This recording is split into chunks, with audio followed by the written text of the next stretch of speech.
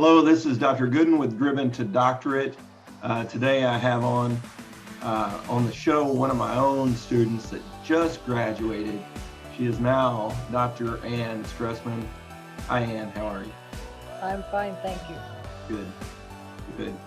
And we have talked about doing this for probably over a year. But we just realized, I guess recently during the dissertation defense, there was so much you wanted to say, and I think, you know, and I sort of made a deal with you, which I wanted to interview you anyway, but I made a deal with you, right? That I'll interview you after the defense, because the defense needed to be concise, and you know, and we said we'll do a recording, maybe for YouTube. And we'll do it after the defense and let the defense just be the bearer of facts, so to speak. And then here we are following up. Yes. So first of all, I've got to ask, you just finished your PhD. How do you feel? Well, I told you before, I feel different. I feel more self-confidence. I feel accomplished, because this has been a lifetime goal. I feel proud of myself. Good. Maybe I shouldn't be bragging, but at my age, in my 70s, there aren't very many people who do PhD work. And so I'm proud of that I did that.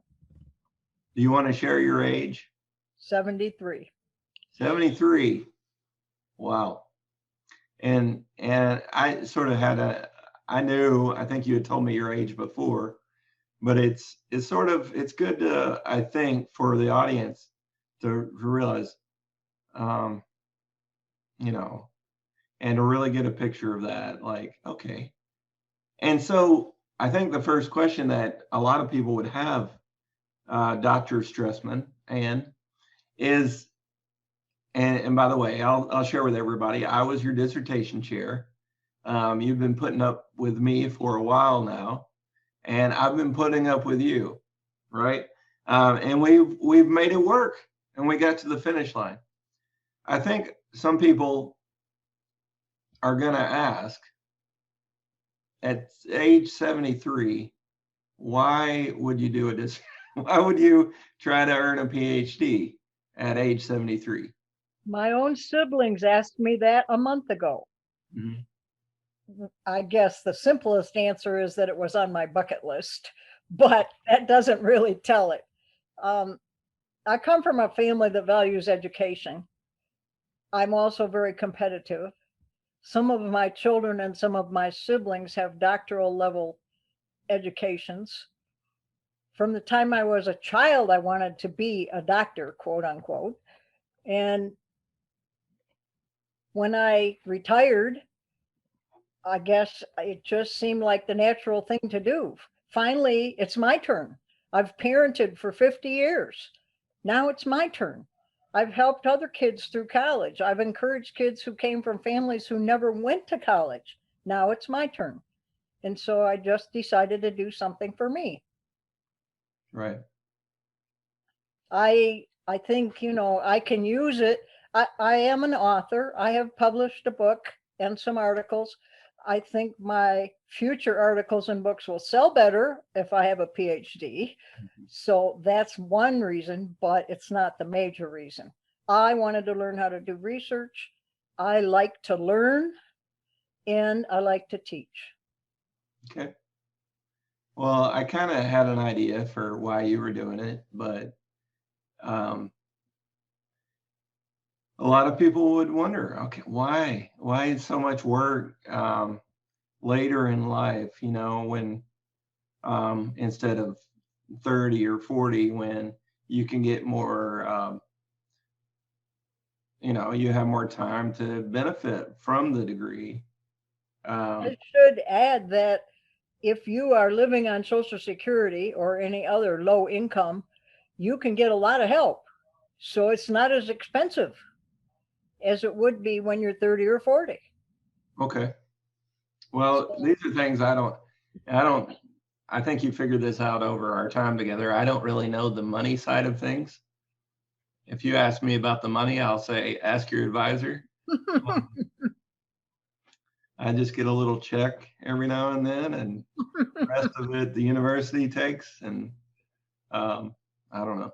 So okay, so that was incentivizing to you to get a little some help from Social Security or something like that. You were able to get sort of I was able to get subsidized loans, government subsidized loans, and paybacks are also based on your income. So I felt more comfortable doing that because I would be able to pay it back living on Social Security. good. I'm not doing the PhD to earn a living. I'm Mhm. doing it for my own benefits, so I don't anticipate suddenly having a high income. Right. And so my payments aren't going to be exorbitant. Okay. No, I appreciate you sharing. And even though it's money and it's personal, I think there are a lot of people that will benefit from hearing anything personal you're willing to share like that. Maybe not everything, obviously, but to understand the money side of things and how you sort of did your own cost benefit analysis. Mm-hmm. And it sounds like you didn't do it for the money. And I would probably, being on the other side of it, I would discourage anybody from getting a PhD maybe just for the money, because unless you go into private sector or something like that, you're probably not going to make a ton of money. It depends on what the PhD is in. Yours was in general psych, is that correct? Yes. Was there a specialization that you had? No. Okay. So I want to take a step back, just a couple of years to where were you born? Where are you from?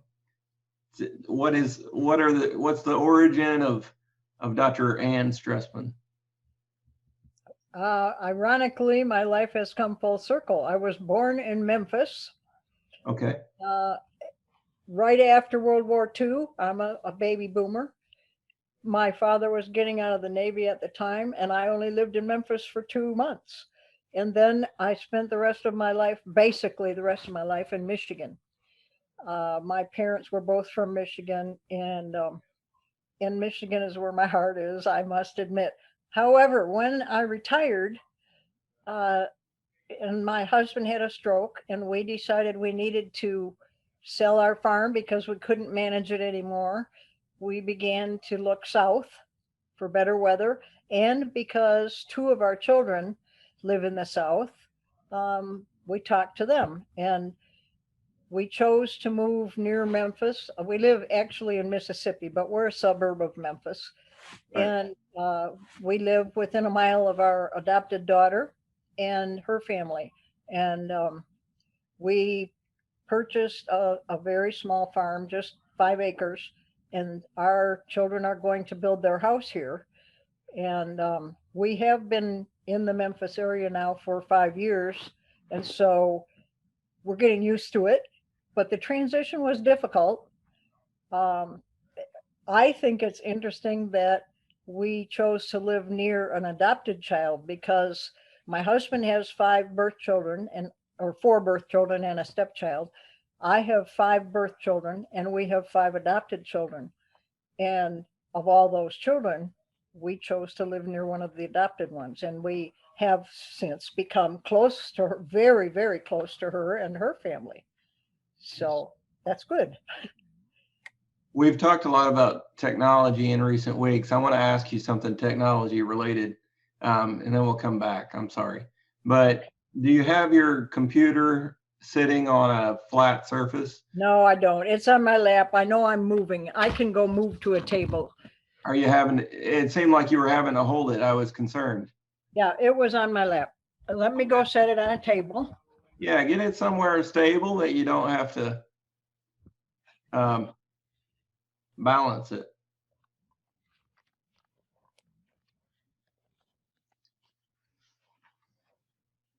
That should be better. I mean, everybody moves their head, but It'll still now. That looks good. That's great. Thank you. Okay. Thank you for that. Um, so I was asking where you're from, and you told us Memphis, and then Michigan was a lot of your life, and now you've returned to be actually to live in terms of health, but also to be near a child. You actually returned to the Memphis area, and you live near one of your adopted children, and that kind of goes along with your dissertation. And sort of one of the emphases in your dissertation was relationships matter. And we'll come back to that and dive into that a bit more. We may not do it all in this one recording session, but we can always come back and share more, and you can write down ideas. And this may be a few sessions where, and I've told you to obviously tell me if you get tired or need to take a break. So we'll piece it together. So I met you at North Central University. How did you end up at North Central? What you started looking for a university, I'm guessing, and so tell me why, and then how you chose North Central, if you don't mind. I started looking at online education. Mhm. I had a conversation with one of my children who said, "Don't get your PhD online; they're worthless." This was many years ago, and when they were first doing online education, and he said they'll only recognize employers will only recognize brick and mortar ones, and yours won't be worth the paper it's printed on, and so on and so forth.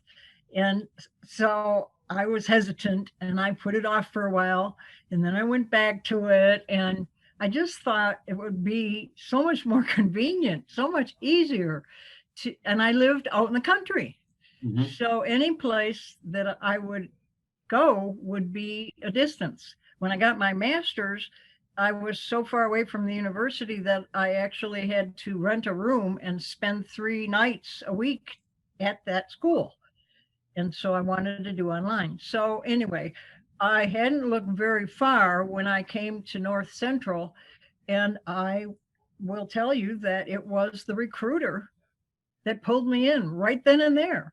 It wasn't, I asked questions. I said, I'm only inquiring. I'm not ready to start. I'm just looking around. And I got pulled in. And I'm actually interested in social psychology. And North Central didn't have social psychology, but I got pulled into psychology. And I said, but I don't want to be a clinical psychologist. I want to learn how to do research. And really, I could go into any field to do that because all the PhDs are going to require research. So I guess that's how I rationalized that one. And I've always been interested in psychology, and something North Central has now that they didn't have when I started was a specialty in trauma. And I took all the classes, but I was too far along in my program at that point to specialize in the psychology of trauma. So I just took them for my own benefit and went ahead with general. Good, good. What was it? Do you remember what the recruiter said that maybe pulled you in? That Well, of course, one of the things was we can arrange financing, and I'll do it right now. and and just talking about accreditation and what a good university it was, and the psychology program itself. And the one thing that did help was that it's all online. You don't have to spend an internship on campus or 6 months on campus or a certain number of courses. You can do it all online. And as it turned out, which I didn't know at the time, my husband had a heart attack and a stroke, and we moved across the country, and I had a couple of surgeries, and I'm still in school. I can still do this. I can do this from his hospital room. I can do this from my living room. I can do this from Michigan or from Tennessee. Right. And that was a big draw for me. But, I didn't even realize how important that was until I was already into it. Good. Um, so you felt like, okay, what this recruiter's saying sounds good. I guess I'll take the dive. And I had no idea how rigorous and grueling a journey I was about to start. I just said, I'll do it. And I was actually in therapy at the time with a psychologist who had done therapy for all my adopted children. And I went and I said, I just signed up for a doctorate. And his eyes got wide and he said, you did what? And he started talking to me about how many people have doctorates and how difficult a journey it would be. And he said, I'm not trying to discourage you. You definitely have the intelligence and the ability, but I don't think you realize what you're getting into. And he was absolutely right.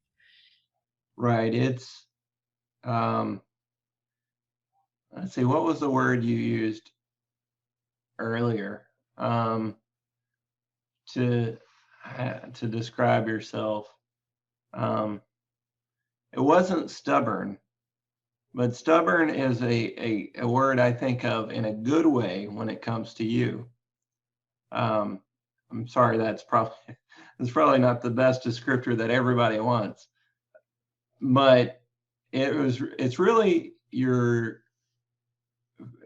finished obviously, and we have a lot of intelligent students, high level thinkers, smart, have gotten 4.0 GPAs, some of them, good GRE scores, in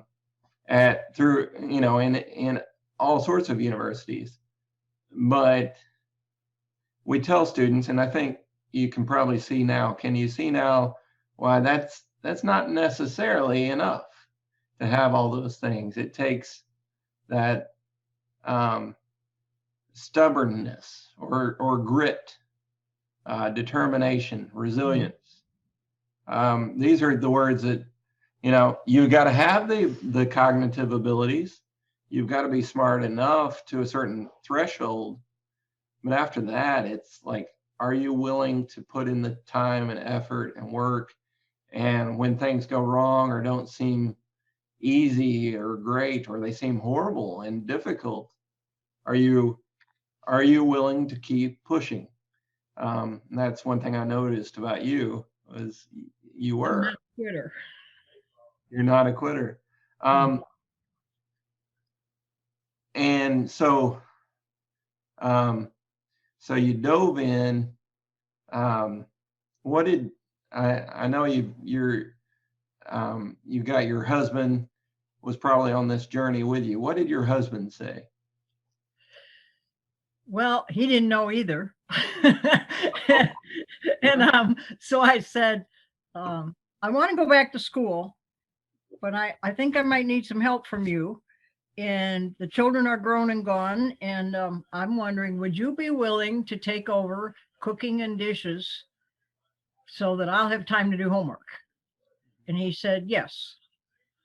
And we thought maybe a couple of years. And it turned out to be 7 or almost 8 years. And he continued to do that, except, of course, when he was in the hospital.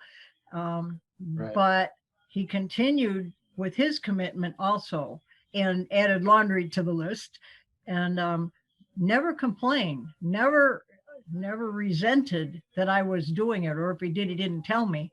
And he just kept doing the things he was doing. Granted, he was retired. He did not have other commitments and other jobs, so it wasn't too hard on him. But I knew he was getting real tired of cooking, real tired of thinking up what to eat, and didn't have a whole lot of knowledge in that. And Right. I soon learned that if I complained, he'd stop. so I ate what he made me for me.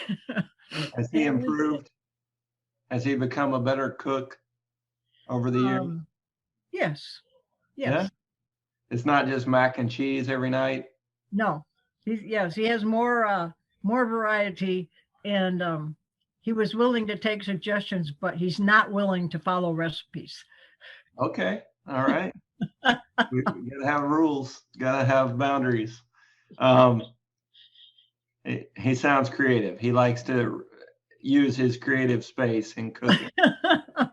Um, so I appreciate you sharing, and I'm going to ask you, little questions like that. You've shared a lot of stories with me, and sometimes I was in a hurry. I was in a hurry when I'd get an email, especially early on, and, and you'd send me a long email, uh, and I'd say, I wouldn't say it, but I'd say, in my head, I was thinking, and this is fascinating,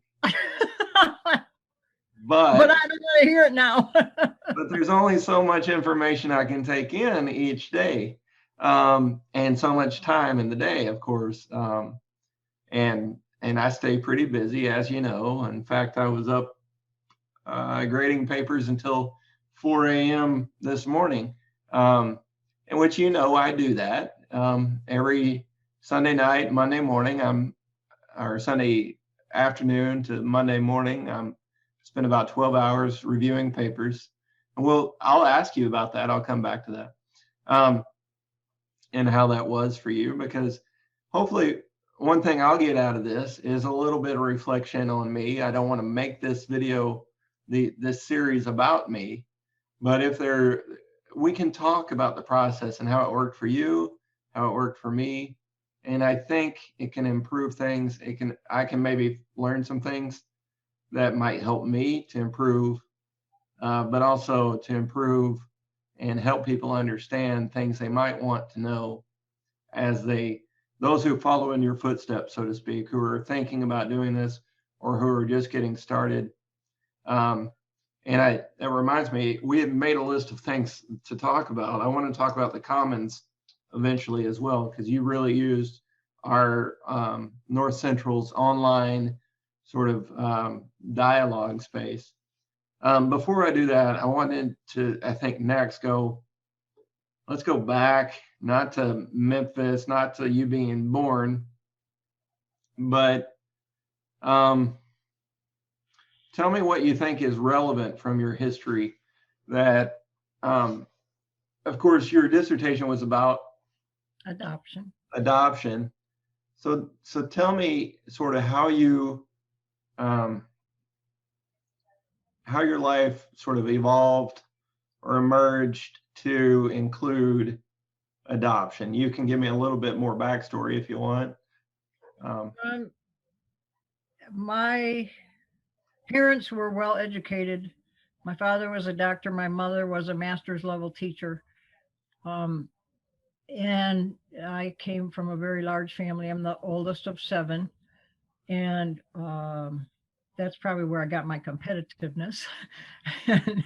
But I had a very troubled adolescence, and a lot of time, and my mother had some emotional problems. And so the combination was a bad one. And there were so many of us so close together, it even made it worse. There were 5 teenagers in a house with a mother going through menopause, and that wasn't too cool. But anyway, all of us older children, 5 out of the 7 children, had some pretty severe dysfunctions. And in fact, my brother died in a car accident when he was drunk, and he had been on probation for that summer for stealing. And we had troubled teenage years. My sisters and I were promiscuous and all that sort of thing. And one of the threats my mother used to use on me was, I'm going to send you to foster care. And in foster care, they feed you bread and water and make you work hard all day. And you have no privileges, and you'll never get to watch television, and you'll never get to go down to the barn and see your girlfriend's horse and all that sort of thing. And so I thought that was horrible. And so I think, one of the things that I wanted to do was prove her wrong. and you talk about my grit and determination. Some of it was turned into negatives, but Right. when I got pregnant in high school, shamed my parents because you don't do that if you're a doctor's daughter. And I got married, and my husband and I, both 18, moved to a housing project in downtown Detroit. And that's when I started my education. And I Wow. found out what the other half lived like. And I lived there in a very turbulent time during racial riots. I lived during the Detroit '67 race riot. um, the circumstances in which I lived were very much like the movie Detroit. If you ever saw it, it's very accurate. Um, anyway, that kind of started me looking at the other half, but also my troubled childhood helped me identify with the kids I later took into foster care. Um, I also was very much a strong Catholic. I had a strong faith in God. I believed that God wanted me to do foster care. When I was 13, my mother took me to a large group home, which was a ranch with ponies, and the kids took care of ponies as part of their program. Mhm. And I said, wow, I could do my love for horses and foster care. and, and I really felt that God spoke to me and said, this is what I want you to do. But I didn't do it for many, many years. Um, Went through that kind of troubled marriage, had a couple of kids, um, divorced, of course, left the Catholic Church because of the divorce, and had a second marriage that was a disaster, but I had three kids in that marriage. And it was during that marriage that I first explored foster care. I I took one child. We got licensed, and I took one child, and then I took two children, and went on a little. By that time, the marriage was falling apart. But my husband said to the social services worker, um, Anne needs to do foster care. This is her dream. This is what she's wanted to do all her life. And it's not her, it's me. And we're separating, but I want you to keep her licensed, which I thought was very big of him. So, but anyway, we were separated, and I had never thought of adopting. And I took a foster child one time when I was working in another a county next to where the count. Well, I have to back up. I became a foster care worker. I went to my foster care supervisor and I said, "How do I help more kids than two? Just helping two kids is no big deal. I want to help more kids. How do you become a foster care worker?" And she said, "Well, we happen to have an opening." Wow. And I had an education. I had a bachelor's level education. I had been a home economics teacher, and they don't have those anymore. And so I was educated enough, but I wasn't uh, educated in social work. But they had a program, and Bethany Christian Services hired me, and I became an intern. And that's how I got to be a foster care worker. So while I was in court in another county, the court referee said to me, "And you should adopt this little girl that went through court yesterday. She's the cutest little thing, and she'd fit perfect in your home." And I said, "Adopt? You're crazy. They wouldn't let me adopt. I don't even live with my husband." And he said, "Yes, they would. Would you accept her for foster care?" And I said, "Sure." So, and I also always took the worst kids, and I didn't know it at the time, but this kid was, they were getting phone calls every single day because she was in fights at school or on the bus. They had to come and pull her off the bus. They had to pick her up from school. She was just a little hellion. And I took her home. And she had a terrible abuse history, just awful. The word, it would just break your heart to hear it. And um, I took her home, and I don't remember exactly how we got to it, but I did inquire about adopting her. And they said, "Well, the problem is your separation. You either have to be divorced or married, because we want to know what your future is going to be like before we place this kid here. You appear to be unstable." Right. So I got divorced in order to adopt. this child, and went through the adoption. And all the while, all of my life, I'd been looking for a farm. I wanted a horse, and I wanted to have a lot of foster kids. And I could only take 2 foster kids in my trailer. And I lived on land, but it was in a single wide trailer. And so that was a little difficult to do a group home. But I did already have a couple of horses. So I just felt that having the horses was something I wanted, but it was also really good for the kids to have animals because they could have something to care for and something that they would assume cared for them, like a dog is devoted. And they could, I used to go, and my friend had a horse, and I used to go to the barn and just cry in my horse's mane and just, mommy was bad to me today, that type thing. And I thought that was good for me, and it would be good for kids and also teach them responsibility. Eventually, while I was working for Bethany, I noticed a farm for sale, and it was just your classic farmhouse. It was this beautiful white 8-bedroom old 100-year-old farmhouse with a wraparound porch, and it looked like something the Waltons lived in. Right. Well, I've always lived in a dream world. Um, I have ADHD, and I think that's part of the reason. I think anything is possible, and I wanted it. And at the same time, I had a grown daughter who was separating from her husband and called and said, I want to move in with you. And so we looked together. She had 3 little kids, age 3, 2, and 1. And we looked at this house together, and it had a second house on the property. And she was going to do daycare, and I was going to do foster care and work my job. And we could probably afford it. Well, in reality, we couldn't afford it. But the Lord stepped in, and somehow, some way, they let me have this mortgage. And there was no way that legally I should have had it. For example, you can't use foster care money as income. That's money to take care of kids. It's not money to pay your mortgage. You're supposed to be self-sufficient before you take in a child. But they used it, and I got the mortgage and I got the farm.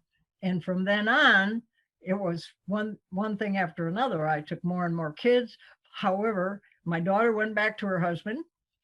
So I lost her income, and I was really struggling to keep a job where I had to be on call. I had to go out during a crisis. Meanwhile, I'm managing kids at home, my own 3 children, as well as an adopted child and foster kids, and things were falling apart. And I don't want to sound like a God freak or a Bible thumper, but I was praying. I was praying hard. God, please help me. I'm going to lose this farm. I'm trying to do your work, God. Don't let me lose the farm. Send me some kind of help. And this man walked on my property, knocked on my door and said, my friend at church told me you might need some firewood because you have an old house and no husband, and you're having trouble heating the house with oil. And I said, you bet I do. And he unloaded an entire trailer full of firewood that day, took a 20-pound maul and split the entire load of wood. And my kids came out and stacked it. And he said that when he was walking away from the house, God told him to marry me and to help me with my ministry. And he was afraid of scaring me, so he waited a week before he proposed. But we had never met each other, ever. And I looked at him and I said, I don't know what to do. I've been praying for help, but this is kind of crazy. Any sane person would think we're both nuts. And besides that, I've been married twice before. And he looked at me and said, so have I. And I said, oh my God, the statistics, it can't work.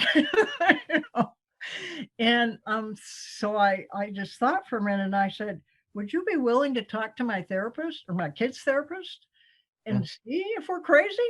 And would you be willing to engage in some premarital type counseling? And do you have any idea what these kids are like? These kids are rapists and murderers and abused and neglected, and you just have no idea. And I was taking the worst kids. I was a social worker, so they gave me kids that I could handle. And I love teenagers. much more than little babies. And so they would give me like the boys that the other foster moms were scared of, or the non-white kids that people didn't want. And in fact, one of my kids walked in my door and said, "Why do you want me? I'm 17 and I'm not white." And so, I mean, I think they all thought I was crazy anyway. But I said yes, that I would marry him. And he said, "God, I will do this if you send love into our marriage." And God did. Mhm. And the rest is history. But he paid cash for the counseling for 6 months, every single week, $80 or $90 a week. And the therapist told me, "And this is the smartest thing you've ever done in your life." And I couldn't believe that. But and he also is not a quote Bible thumper or over the top Christian. Um, but he is a Christian, and he felt that I was finally making an intelligent decision and that I had been throwing my life away before that. So, I mean, I was with him in therapy, which I got to him through my kids, because Mhm. his therapy included me as the parent and he helped me parent them. But eventually one day he said, "We really ought to have some sessions on our own." And I was in therapy with him for a long, long time, um, until I moved south, in fact. But he helped me with a lot of my problems. But he also told me, "You identify with those kids because of your problems." And he was right. But I feel like I understood where they were coming from. I also feel like I loved them because, and I accepted them because I felt unloved, and I felt like I could never please my parents and never earn their love. And I had done so much wrong. I mean, stuff I'm not willing to talk about on the screen. I didn't deserve love, and they don't deserve love. But sometimes the kids who deserve it the least need it the most, and that's where my heart was coming from. Um, I had to do some research when I started school, and adoption just seemed like the likely place to go, the likely topic to choose.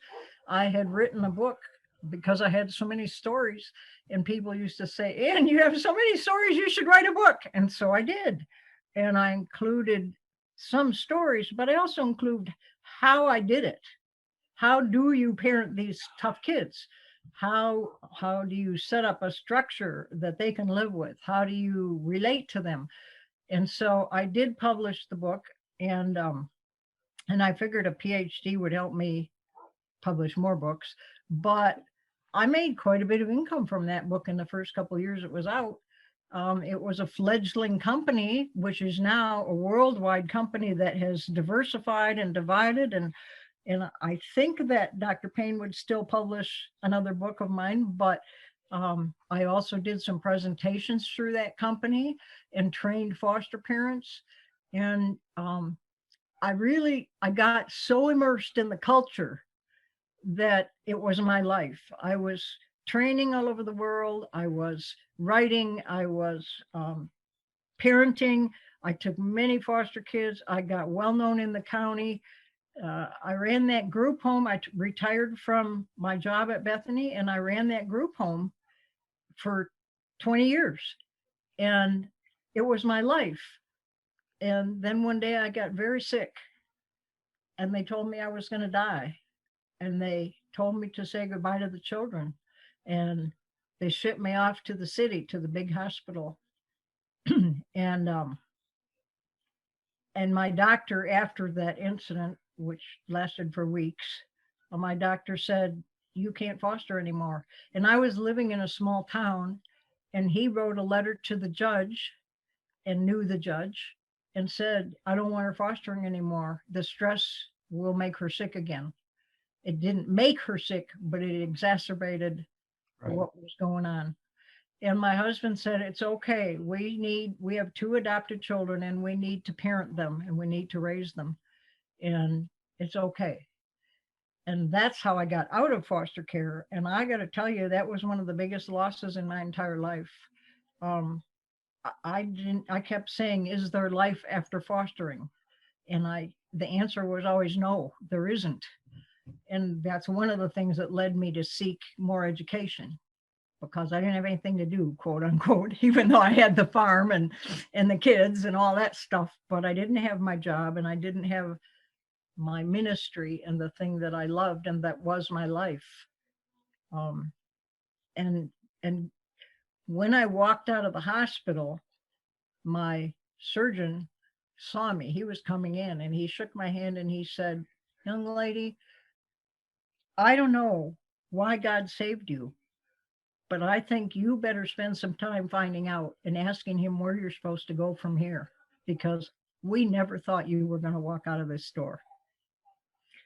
So here I am. You are on the other end of a PhD. And I like to tell everybody the end of the story, or the end of the story so far, I should say. You've got the PhD. You earned it. What was it? Last week? Wednesday? Tuesday. Tuesday. Sorry. So 6 days ago. Today's March 1st, 2021. You did the PhD during COVID, during tumultuous sort of presidential election difficulties, or the divided country, George Floyd protesting. There's just so much has gone on while you've been dissertating, and we'll come back to that. But I appreciate you sharing. I was hoping you would share the story about meeting your husband and how you met. I always hesitate to share that because it sounds so over the top Christian and so fanatic, which I'm not. Well, it is what it is, Anne. You know, I don't think you did it out of fanaticism. I think there are a lot of what the Christian community calls non-believers, right? There are a lot of just regular people that we fall in love, and within a week we think, this is the person, and we feel stupid and crazy, and usually I think we are, because it normally doesn't last another, Well, contractual marriages are history. I mean, they've been over the ages and in other countries. And I said at the time, well, I married once for love and once for sex, and neither one worked. And maybe this time it will. maybe I'll go with the contract sort of approach. Yeah. And as you sort of implied that love has entered into that marriage and helped it grow and develop and stay strong. So that's amazing. I don't think it has to be. 25th anniversary is this July. Okay, 25th anniversary. That's amazing. I don't think it has to be fanaticism. I think we all, regardless of value systems, which happens to be part of your dissertation, regardless of value systems, I think we all get excited about love. But in this case, you made more of a rational, I need to take this risk to survive. It was Yes. sort of, so that's just,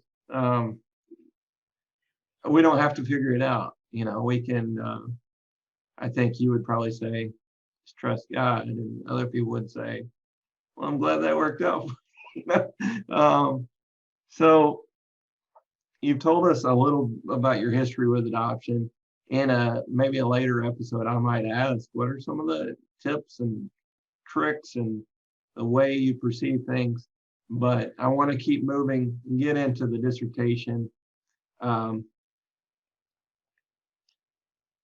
So I will. I know there were so many things you wanted. If you could have made, I told you 25 minutes for the dissertation defense. And I think the first slideshow when we were practicing together, your slideshow, I stopped you after about 20 or 30 minutes. And I said, and this is going to last at least an hour. And we sort of struck up a deal to say, you've got a lot to say. Let's do this later. And here we are doing it. And I think you knew I'd keep my promise. I hope you knew that. Um, and I thought it was. I'm not just doing it, out of kindness or pity or anything like that. I think it's. I mean, well, it's yet to be seen, but I think people's stories are fascinating. But I think your story in particular is one that will help other students, will help me, and will help you. As you tell the story, you're going to reflect and see all that you've done, and see the story. I think we've all made a lot of mistakes in life, usually in our younger years. Hopefully, and hopefully we don't make the mistakes so much as we age. But you are an example, it seems, in your life where you had some struggles, and then later in life you adopted and fostered, and I think you impacted a lot of lives. How many children total? How many biological children did you have? I lost a baby. I had 6 pregnancies. I lost a baby because I had malnutrition when I Oh, was 19. I had 3 teenage pregnancies. When I lost that baby and I nearly bled to death, I said, God, if you let me live, I'm going to teach other kids not to do the things I did. I'm going to teach them about nutrition and how to take care of children and all of the things I didn't know. I may have been a doctor's child, but my dad didn't come home and sit at the table and teach us about nutrition and childcare. He went to medical school and then he was an intern and resident. And when I lost that baby, it was through ignorance. I was pregnant. I was nursing. I was skinny. I thought that my husband's tuition at college was more important than meals.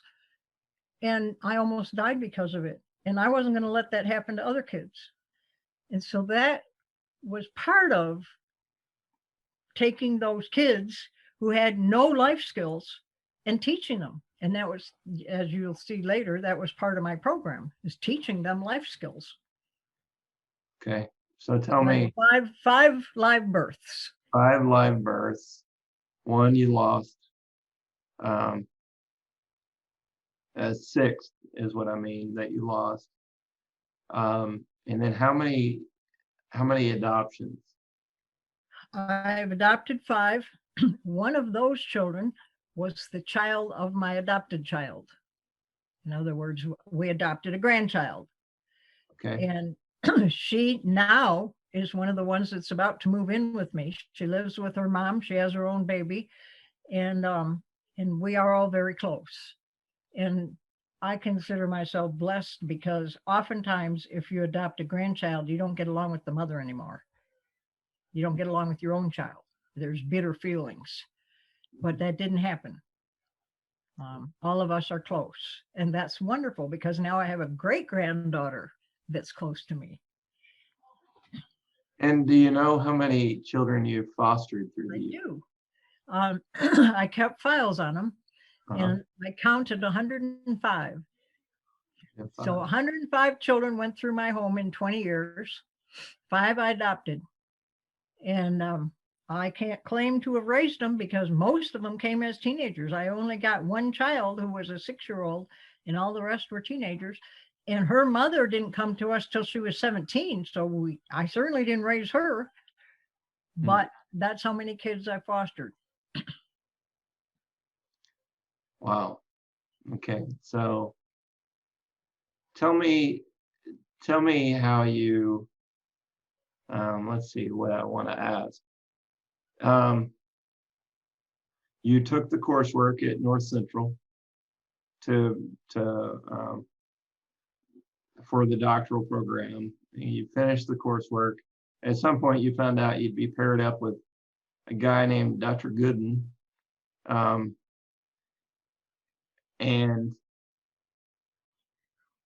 I don't know, I guess tell me about that. What?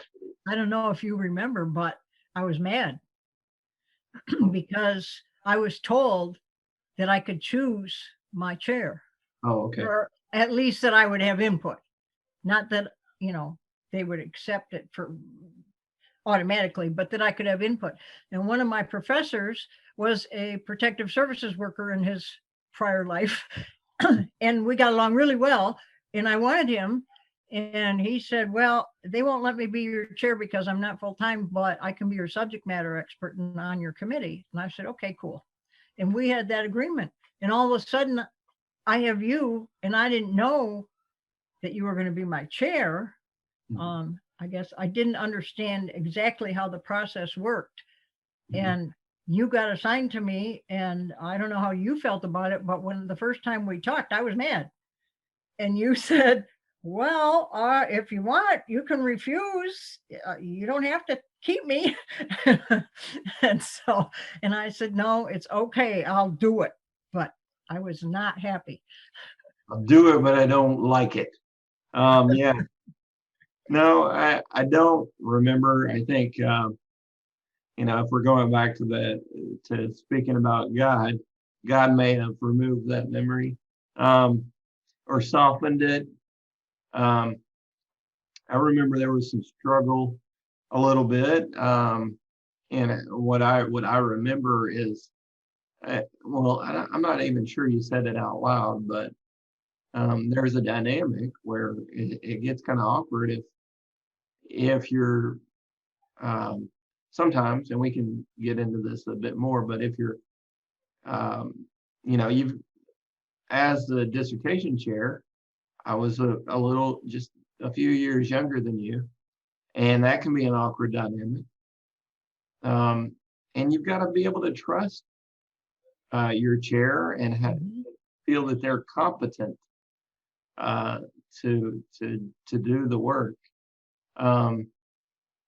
So I don't know how you feel about that now, but you finished regardless of my competence. But do you have anything more you want to say about that?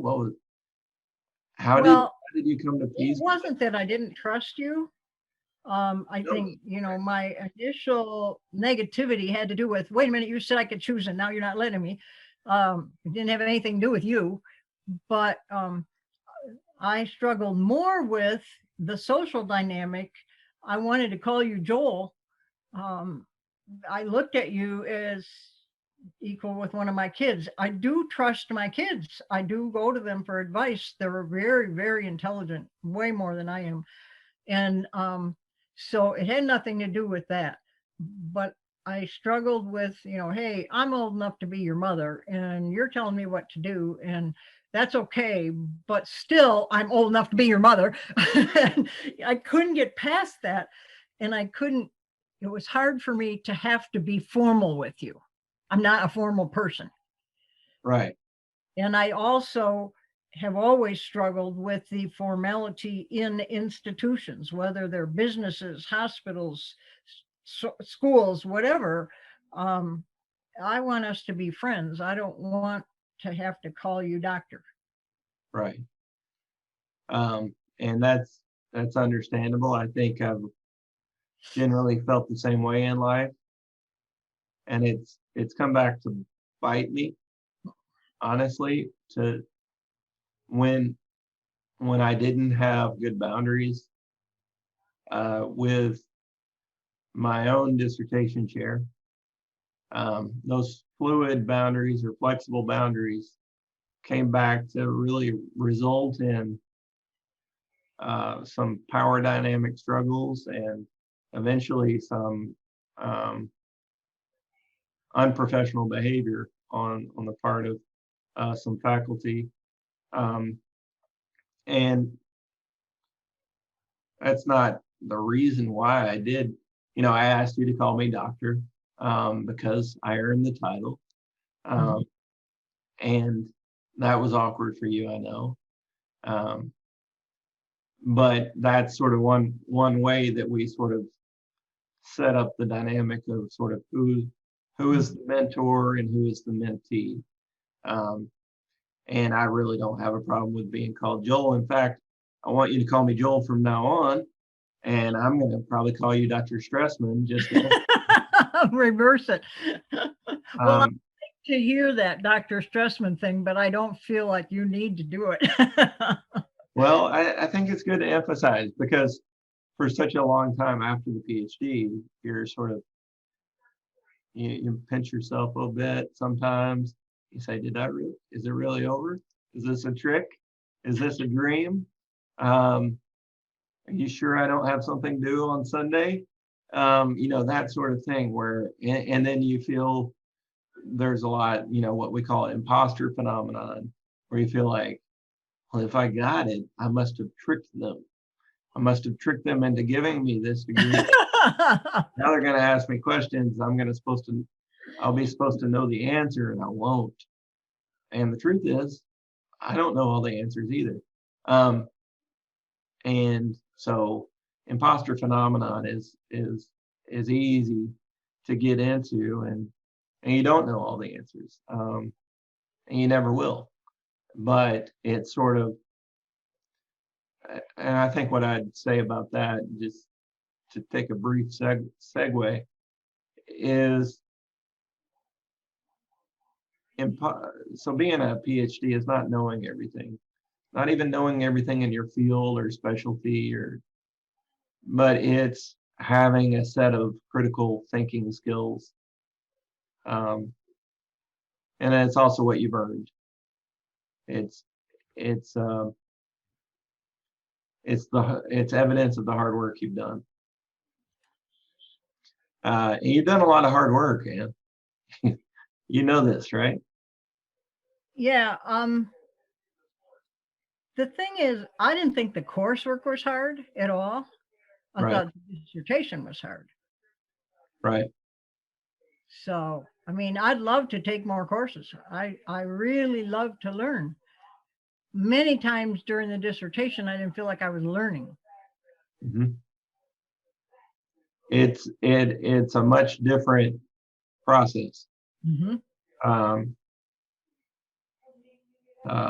Yeah, it's like the Wild West. It's out of the classroom and into whatever this is, and it's something. It's hard to explain to anybody that hasn't done it. So your dissertation was about adoption generally. Tell me more about what you settled on as a topic. I wanted to talk to kids who were adopted. That's when I started out. I wanted more than anything to say, how does it feel? One of the most moving experiences I ever had was right after my book was published. I gave it to a teenager at an foster parent adoption convention.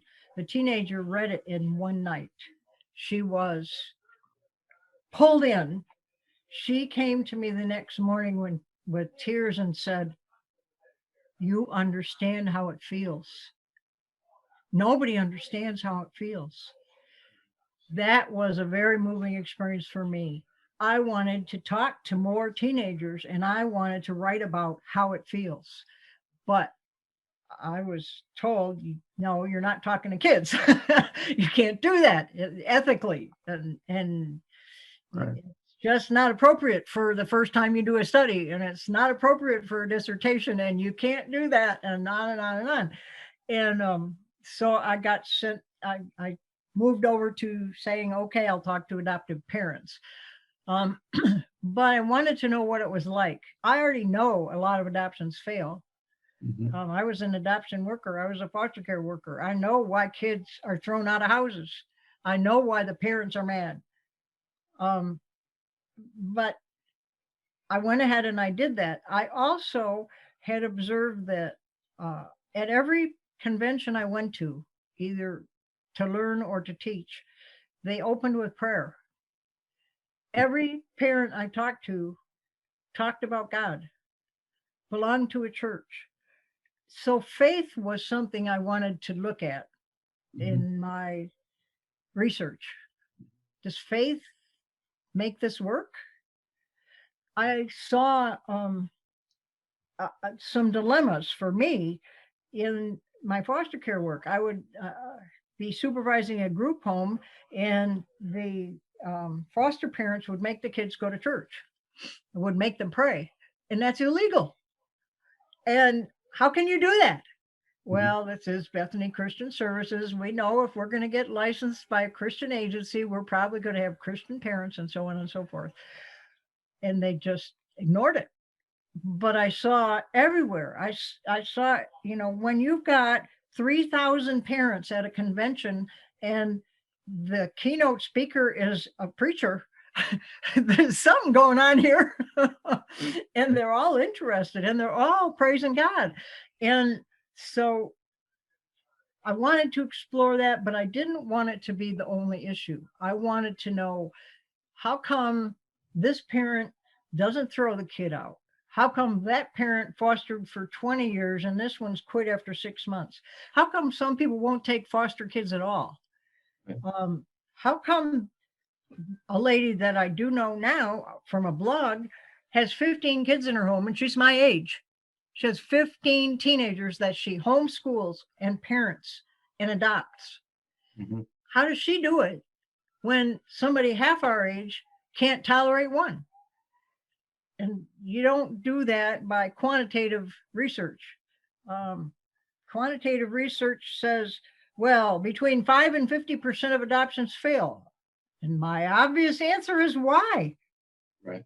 The only way you can find out is qualitative. I got to know how these people are thinking. Why was I considered successful? I never thought at the time I was any better than anybody else, but I get letters from my kids. I had a kid search for me on Facebook for 5 years. Finally, through another one of my children, found me, called me up and said, I've been looking for you to tell you all the wonderful things you made my life. There's nothing better than hearing that. And I couldn't even remember that child, but something I did taught her her self-worth. She said I prevented her from becoming a druggie and a prostitute. She said I helped her establish a good marriage and a career. I don't know what I did because I don't even remember the child. But that's important. And now I want to ask other people, how do you do it? Why do you do it? What makes it work? What makes it not work? Right. So you and I discussed what you wanted to do, and then we had to find a way to do it sort of within the constraints of a dissertation, which has, what we try to do, as you learned, and I think you were disappointed. We reduce risk, partly because of I think there's, I don't know the ins and outs of all of it, but there's a legal risk. I'm sure that the university is tied to you. And so we generally don't, we I think, limit, if not ask our students to avoid working, interviewing children, just because that involves a lot more red tape, informed consent, and assent from the child as well. And there's more risk involved.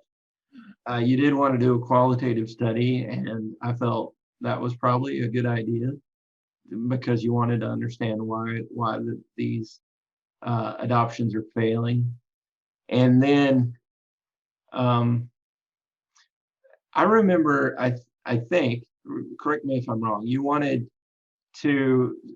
really emphasized, how does Christian faith, and I think you specified Christianity, how does that help adoption succeed? And even though I'm a person of the same faith, I said, well, and I do this to people all the time, whether it's about racial issues or anything that they have a bias on. It's important for us to, as researchers, which congratulations, you don't have to, do it this way in the future if you don't want. But I asked you to be more representative, more, okay, how can we frame this so that it isn't foregone conclusion. I'm trying to do a study about how Christianity helps adoption succeed. And what did I talk you into? Well, well, I was also interested. Maybe you stimulated that interest. I don't know, but I wanted to know what other religions thought about adoption, Mhm. and whether just believing in a higher power was the key. So I researched Hinduism and Judaism and Buddhism and every other thing I could think of, and I found out some very interesting facts about them. Mhm. And all of them do indeed say take care of widows and orphans. Mhm. But if you are of one faith, uh, a woman cannot expose her face to an unrelated male. Therefore, how can she adopt a child who is a male child? She'd have to wear her mask 24/7. Right. In another case, you wouldn't want to take a lower caste of person into your home. They would defile your home. Mhm. Um, so how could a person of that religion adopt? They do give money and they do support orphanages, but they are less likely to bring children into their homes. But as I was reading, I was also reading stories about parentless mothers. I mean, parentless children and childless mothers, and mothers who terribly wanted to adopt, and that they would sometimes bring a child into their home, and all the relatives just closed their eyes and assumed that child was the birth child and did the adoption. And they basically did it illegally and unethically and immorally because they had that such a strong desire. And I found out that when many of the people from other religions come to America, their ideas are become more liberal and more like Americans. And so they are more willing to adopt and do a lot of other things that they didn't used to do. Maybe wear a short skirt and show their ankles or whatever, not wear a mask on their face. I don't know. But that came out in my dissertation as, let's look at those people and see if they are potential adoptive parents. I think that was in your lit review where Yes. you talked about sort of some of it's more the systems and cultures that have sort of restrictions. If you're wearing a hijab and you're Muslim, then you wouldn't want a non-birth child, I guess, in the room, is what you were saying. And in maybe India, in some cultures like the Indian culture, there might be some caste systems issues. And then you're saying sort of like in the US, a lot of those restrictions disappear. So if somebody has immigrated to the US, then they have opportunities. Can you excuse me for 1 second? Sure. Hello. Sorry about that. I'm expecting a call from the city about our deed and dividing our land with our kids because they're going to build a house here. Okay. That's fun. Uh, So, one of the things I found, like in Judaism, bloodlines are important, and you have to be related by blood, or you can't be a true Jew if you're very orthodox. Of course, there's liberals and orthodox and people in between.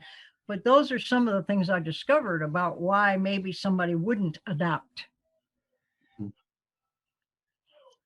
so um, tell me what the findings in terms of the research. What were the findings of your dissertation?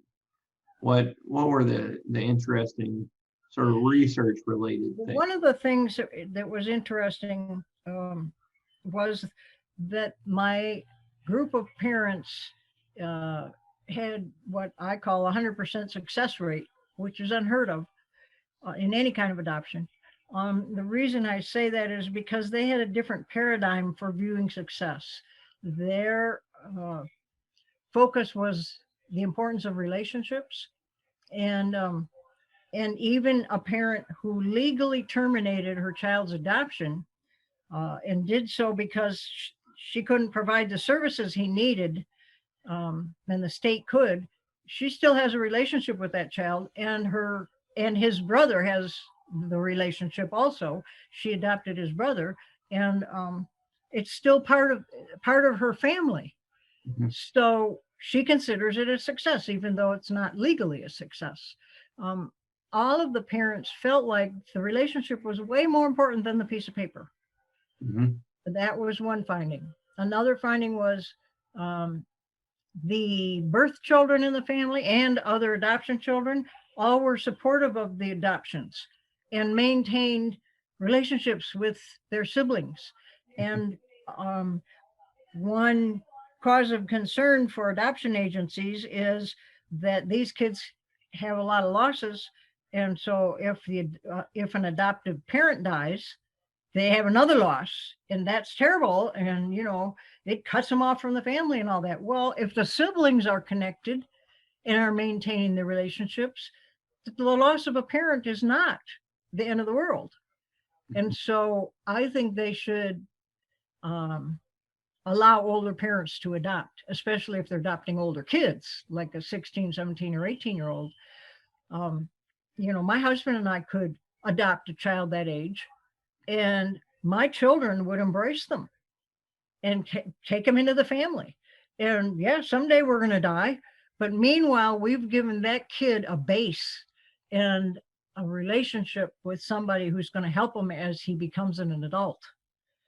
Um, I also learned that while most of the literature says that a major problem is lack of support, and parents give up because they don't have enough support. Maybe they don't have a knowledgeable therapist, or maybe they don't can't access what they need in school. Um, these parents said, "The heck with that! I'll do it myself." Mhm. And so, when you're recruiting a parent, look for that quality. Look for the person like me who says, "Huh, I'm not going to pay any attention to that hurdle. I'll jump it." And that's what my parents did in my study. Um, I had a parent who studied special education so that she could intervene because her school system had a terrible special ed system. Another parent who studied attachment disorders, and another one who studied, something else that was a hurdle. Um, I had one parent told me he went to court because he had a group of siblings that was languishing in foster care for 4 years, which is illegal. Mhm. And he petitioned the judge to terminate parental rights and let him adopt. Mhm. Um, but he had to learn something about the court system first. So that support issue went down the list, became lower on the list. The parent advocacy to me seemed like one of the greatest factors for success. Right. I heard a lot about sort of not just given autonomy, but sort of they're gonna they're gonna take the reins and Yeah. say, if I'm not getting the support I need, which sometimes I think is lacking in the systems that we have in place, based on what I've heard from you and your dissertation. Some of the problems are maybe an adoption agent that maybe isn't as supportive as they could be, or something like that. Mhm. But you had a group of participants, interviewees. How many was it? How many participants? 14. I have to tell you this. One of my birth children once said to me about a problem in school, "Mom, you don't have to come down and pound on the principal's desk this time." Uh-huh. So I call it pounding on the principal's desk. That's Right. advocacy. Generally, these were a group of parents that were going to figure out how to help their adopted children, and realizing that they had some special needs, some special circumstances, sometimes a more difficult history, um, and a complex situation. And these parents seemed to be somewhat ready for that, or at least if they weren't ready, they figured it out as they went. You know, one of the things I learned, and it was with my second adopted child or second foster child, way back when, he said to me, "In case of a fire, I know you'd get your kids out first." Mm-hmm. And he was so wrong. He was so wrong. I said to him, "I would get every kid I could reach. Right. When you call it my kids, you're my kid. It's not my birth children. It's any child I can save. And you're as good as they are. And I accept you as much as I accept them." And those kids, their mental attitude, that came through in that statement. And we did have a house fire. And he and his other foster brother got all their own stuff out of the house because it's every man for himself. And that's how they've been raised. And they don't get family and relationships. And so that's why the relationship issue is so important to these adoptive parents. Um, what else did you find in your study? Um, one thing the parents are never taught, and that is that learning to live in a different ecosystem than the one you were born into is a developmental task for all adoptive children. And adoptive parents need to understand that. When I did teach classes, I used to teach you're from a different class and background and education, and everything about you is different from where that child came from. And he doesn't know. I mean, you have to tell him your rules, but he's got to figure out how to live in your house because Right. you're not the one that's going to change. Mm-hmm. And you're trying to make him be like you. And it is the parents who will find the line between accepting what that child is and making him be like you that succeed.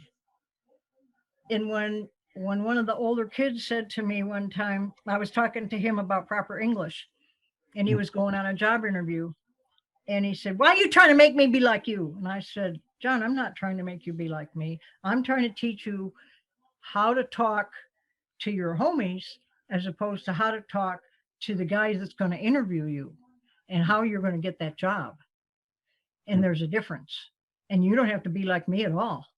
I think you're cool. And there's a lot of things about you that I could never do. And you can." And this kid was a gang leader. So he was strong in a lot of ways. But the parents have to figure that out. They have to figure out, I can accept that he is that, and teach him something that'll allow him to make a decision. So I can teach you how to be middle class if you want to be middle class.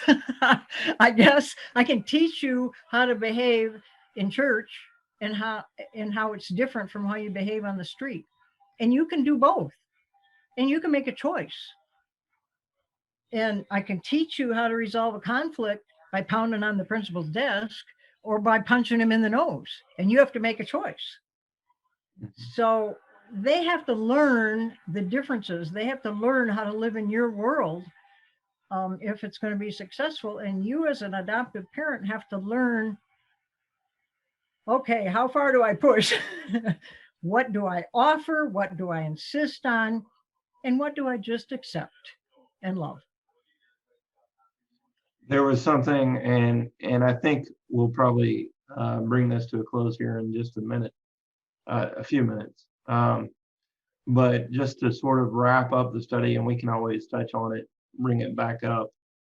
But you had a homogeneous sample, which means everybody was similar to some degree, as opposed to heterogeneous. If people are watching this, heterogeneous means more diverse, different value systems, different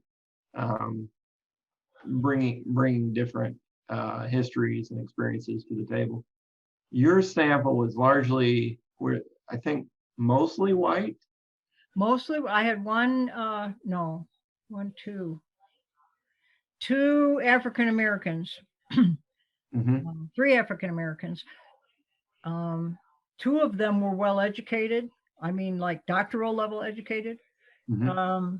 And one was not. He was just high school educated. All of them had, all of the parents that I interviewed had experience with the system. Mm-hmm. The one that only had a high school education was himself an adopted child. Oh, And he was a mentor of foster children. He worked as a mentor before he ever took his own child and adopted him. mm-hmm. All of my parents had some kind of experience with children from foster care, from abuse, neglect backgrounds. Most of them had higher education in terms of college or even graduate school. Most of them were white. Um, And most were Christian, I believe. Is that correct? all of them, 100% were Christian. They were self-acknowledged Christians. Um, I asked them, but I didn't have to ask most of them because it came out in the interview. Um, and they would talk about their involvement or lack of in church. One of them said that he wasn't real involved with the church, but all his kids' social activities were at church. Mm-hmm. They had a youth group. I mean, that family lived way out in the boonies, and there was nothing else to do. So they were in youth group, and they were in church baseball teams and things like that. So they were all Christian. Right, but some didn't go to church. your plan for recruiting participants was not to get just Christians. You were open to people with different value systems. I made sure of that. And I think your subject matter expert, Dr. Serco, she and I both wanted you to have a wide recruiting stance to where you weren't just saying they must be Christian.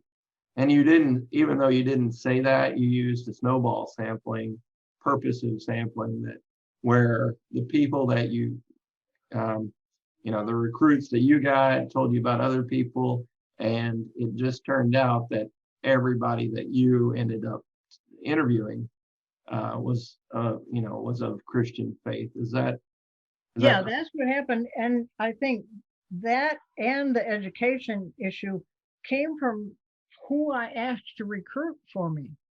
If I ask a nurse to recruit for me, who are her friends? Mm-hmm. Other nurses. So they're college educated, and she goes to church. She puts out the word at church. That's from Christianity, and so on and so forth. And the people that I asked were Christians, and they were educated, and so they were talking to other educated Christians.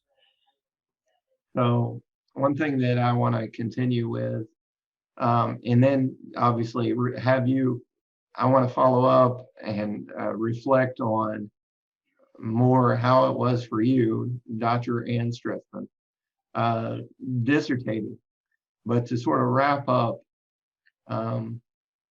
the main idea, or one of the main findings of your dissertation, I think the last thing I'd mention, is that there was this sort of unique sample that you had, all of whom viewed their adoptions, at least subjectively, in their own eyes, they had the relationship still connected, and so they felt it was successful.